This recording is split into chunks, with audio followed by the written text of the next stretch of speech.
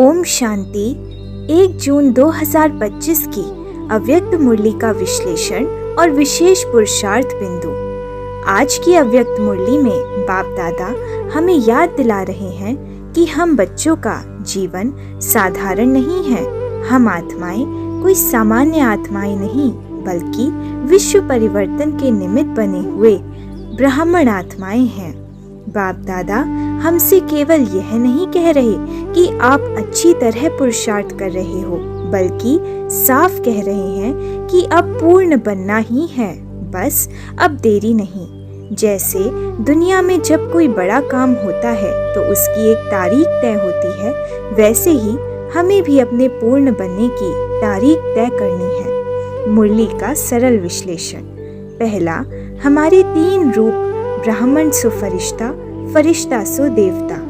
ब्राह्मण तो बन गए, अभी लक्ष्य है फरिश्ता बनने का, अर्थात हम नया जन्म ले चुके हैं ब्राह्मण बनकर, लेकिन मंजिल है फरिश्ता बनना। फरिश्ता बनकर ही हम देवता बन सकते हैं।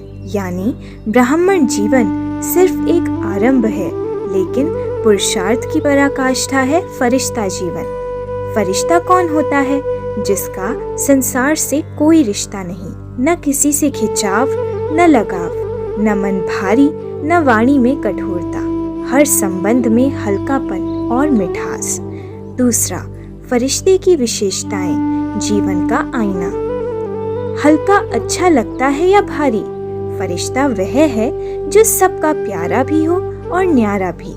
इसका अर्थ है जो आत्मा हर किसी को अपनेपन का अनुभव कराए, लेकिन खुद किसी में फंसी नहीं हो, वही फरिश्ता है। फरिश्ता होने का मतलब सिर्फ शांति से बैठना नहीं, बल्कि सब में हिल मिलकर भी सबसे न्यारा रहना। तीसरा, चेकिंग पहले कदम बाद में। जैसे वीआईपी करते हैं, वीवीआईपी की हर चीज पहले चेक होती है, फिर वह कोई कदम उठाते हैं। बाप दादा क्या कह रहे हैं? पहले अपने संकल्प को जांचो, यह सही है या नहीं, फिर बोलो या कर्म करो। अगर पहले बोल दिया, कर दिया, फिर सोचना बेकार है। सीधी बात है, आज के समय में हम आत्माओं का समय, जीवन बहुत कीमती है, इसलिए अब हर कर्म से पहले ठहर कर देखो, सोचो, फिर बोलो या करो। चौथा, मैं और मेरा यही रुकावट की जड़ है। जब मैं कहो तो तुरंत स्मृति आए मैं आत्मा, जब मेरा कहो तो याद आए मेरा बाबा। यह क्यों जरूरी है? क्योंकि मैं शरीर हूँ, इसकी याद में ही अहंकार, दुख और संघर्ष है। जब तक यह मैं देह है, माया की पकड़ बनी रहेगी। इसका अभ्यास कैसे करें? हर बार जब मैं बोलो, सोचो मैं आत्मा हूँ, जब मेरा कहो पहले याद करो मेरा बाबा। यह स्मृति हमारे अंदर नेचुरल फरिश्तेपन को लाएगी। पांचवा, कब तक? लक्ष्य तय करो। फंक्शन की डेट होती है तो संपूर्णता की डेट क्यों नहीं? अर्थात बाप दादा हमसे पूछते हैं कि आपका संपूर्ण और संपन्न बनने की तारीख, दिन कब है? क्या हमेशा यही कहेंगे, करेंगे, देखेंगे, हो जाएगा?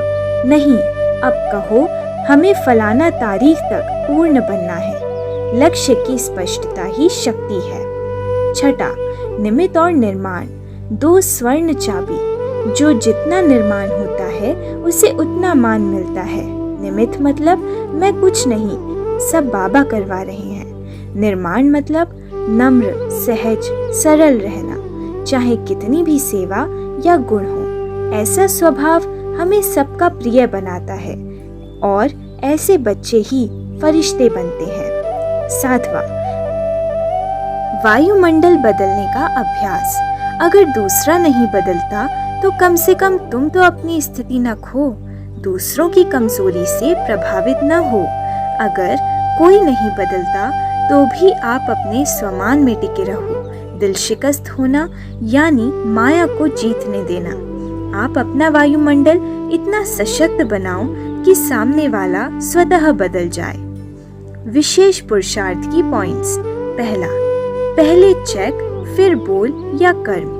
कोई भी कार्य करने से पहले 5 सेकंड रुकें और सोचें। दूसरा, फरिश्ता अर्थात हल्का, प्यारा, न्यारा।